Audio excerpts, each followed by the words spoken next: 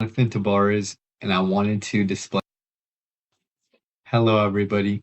My name is Jonathan Tabares, and I wanted to display my Sociology Final. I hope you guys enjoy. Michael Moore's documentary, Where to Invade Next, offers an exploration of international policies that the United States could adopt to enhance its own systems. The countries in the film that made the most impact on me were Italy and Finland. These segments had scenes that were jaw-dropping as they revealed contrasts in work-life balances and educational approaches there than there is here in the US. These differences prompted me to reflect on the sociological um, concepts of cultural relativism, ethnocentrism, role strain, and enculturation. Italy's work-life balance. In Italy, Moore highlights the nation's commitment to a healthy work-life balance. Italian workers enjoy generous paid vacations, extended maternity leave, and 2-hour lunch breaks. Additionally, employees receive an extra month's salary in December, known as a 13th month, to help finance vacations. This approach fosters a more relaxed and balanced lifestyle, contributing to higher levels of happiness and productivity. Culture shock. The Italian approach to work-life balance was a culture shock for me. The emphasis on leisure time and family time contrasted sharply with the often demanding work culture in the US, which was unfamiliar for me. It made me question the value placing on constant productivity and the impact on personal well-being. Cultural relativism and ethnocentrism. Applying cultural relativism, we understand that Italy's practices are deeply rooted in their values of family, community, and quality of life in which I can relate to. Cultural relativism means that an individual's beliefs, values, and practices should be understood based on that person's own culture rather than be judged against another culture. For example, in the film, Michael Moore said to the Lardini family, if you did it the American way, you can make more money and have more for yourselves. And the woman asked, what's the point of being richer? And this emphasizes prioritizing happiness and human relationship. While he compared it to the American way, I assessed this culture without being biased nor comparing it to mine. In the film, I saw that they allowed workers at a clothing factory to have 2-hour lunch breaks. During their break, the workers had enough time to commute back to their home and make home-cooked meals and enjoy their lunch with their family, which surely reduces stress and allowed them to enjoy their day, and I was glad to see that. Their approach to work and have leisure time reflects on a cultural norm that prioritizes personal fulfillment and social connections. In contrast, ethnocentrism, the belief that one's own culture is superior, can lead to viewing other cultures' practices as inferior or flawed. For instance, the US emphasis on constant productivity and minimal vacation may be seen as the norm, but applying cultural relativism allows us to appreciate Italy's different approach without judgment. I felt a sense of ethnocentrism when I believed that the US capitalism culture was great and benefited everyone. But there are always pros that we can take into account to improve our country. I am now aware that societies can thrive with priority of their mental health and avoid chronic stress from their workplace.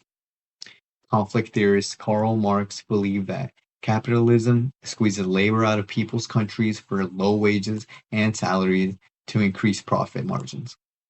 Fixing this can benefit the lower class in our country's social stratification, as people in this social class have less of an educational background and earn smaller incomes. Their work is usually hands-on and often physically demanding. And Italy has a great way to make sure everyone in the workforce maximizes their happiness and gets enough vacation time, of course. For example, in the film, Moore states, Italians have one of the highest life expectancies in the world. They live 4 years longer than the average American. Role strain and socialization. The concept of role strain is a sociological concept that describes the stress that arises when an individual struggles to fulfill demands and expectations of a particular social role. In Italy, the emphasis on leisure and family time is instilled, leading to healthier work and life balances. In the US, it may be easier to get role strain because expectations at a work role can be overwhelming and lead to unhealthy habits. For example, Cristina Fancelli and the motorcycles factory worker noted that there was 5 months of paid maternity leave, opposed to the 3 unpaid months America offers. Similarly, socialization in the U.S. often promotes values of hard work and individual success, which can lead to longer work hours and less emphasis on personal well-being. Finland's education system. Finland's education system is renowned for its emphasis on equality, student well-being, and teacher autonomy. Finnish students have shorter school days, less homework, and no standardized testing. Teachers are highly respected professionals, and the education system emphasizes equality and student well-being. The culture shock. Hearing about Finland's education system experience was a culture shock for me. The absence of standardized tests and emphasis on recess is something that really caught my attention. In the US, we all have to conform to a rigid structure and standardized tests since elementary school. Cultural relativism and ethnocentrism. Approaching Finland's educational practices with cultural relativism allowed me to appreciate their methods without immediate judgment, emphasizing that their system is designed to prioritize student well-being and holistic development helped me see the value in their approach. For example, in this segment, a Finnish teacher made this remark: "A lot of my teachings is based on what the kids want and what they see in their future, and how students believe that they can be whatever they want and to be in life is actually supported. This is amazing for the country and their youth, and I rate that." In contrast, ethnocentrism might lead to dismissing Finland's approach as unconventional or ineffective based on US educational standards. This segment had additional scenes that highlighted Finland's students' well-being and the benefits of their focus on relaxation. The top secret: no homework. Education officials and teachers are seen talking about how many activities that will be contained in a kid's day. For example, a high school Finnish principal adds they have a lot of other things to do in school, like being together, being with family, doing sports, and like reading, with the majority of students admitting that they only had 10 to 15 minutes of homework the day before.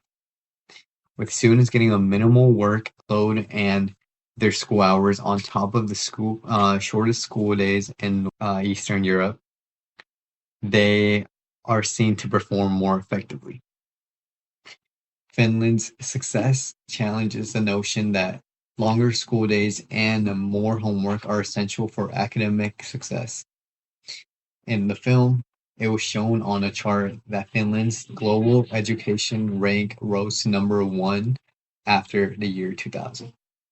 Understanding that their system is designed to prioritize student well-being and holistic development helped me see that the value in their approach is, well, amazing.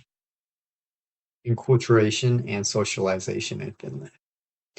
Enculturation is the process by which individuals learn and internalize the values, beliefs, norms, customs, and behaviors of their culture. Processes emphasize the importance and trust in educators and the value of student well-being, leading to a more relaxed and supportive educational environment. Role conflict and strain conflict. In the US, students may experience role conflict between the expectations of being a student, performing well on standardized tests, and other rules, such as family responsibilities or part-time jobs. In the US, socialization often prioritizes competition and standardized testing, which can contribute to student stress and burnout. Understanding these differences highlights the impact of cultural values and education systems and outcomes.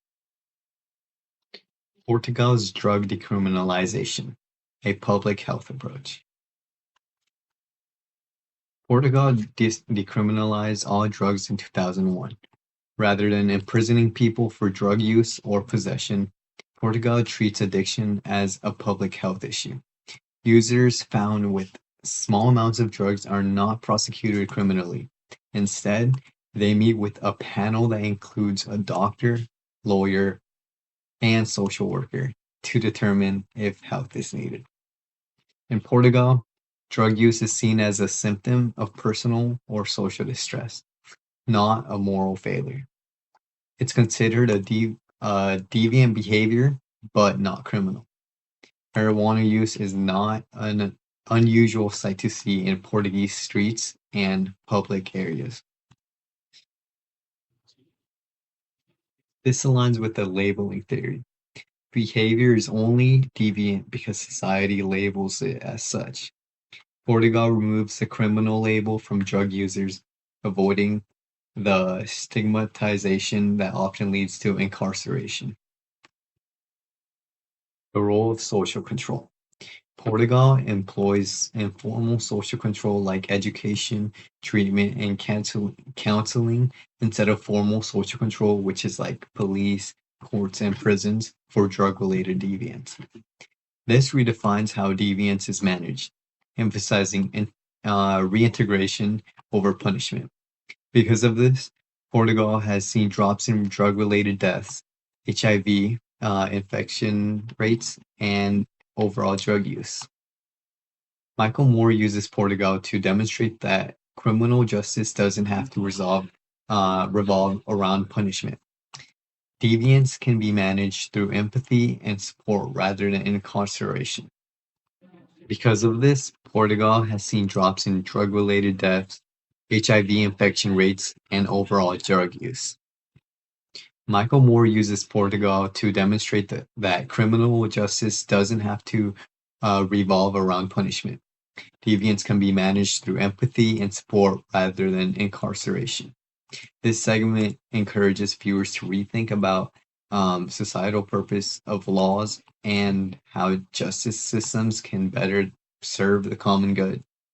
In conclusion, the segments on Italy and Finland and where to invade next provided eye-opening insights into how different cultural norms and policies can lead to better outcomes in work-life balance and education. By applying sociological concepts such as cultural relativism, ethnocentrism, role strain, social control, and enculturation, we can better understand and appreciate the diverse approaches to society issues. These insights encourage a more culturally relative perspective that values the diversity of approaches to societal issues and challenges the ethnocentric view that the US system is the best. Portugal's drug decriminalization policy offers a valuable shift in a public health approach. However, I do not think it is fair for him to judge American society by standards of other cultures because of a couple of problematic reasons. The first reason is that he ignores deeper cultural, historical, and economic contexts that shape policies. For example, Portugal had their backs pushed against the wall when losing the drug war. America hasn't experienced that exactly, so it would be hard for us to have the same policies. And yeah, that's pretty much it. Thank you guys so much. I hope you enjoyed the video. See you guys next time.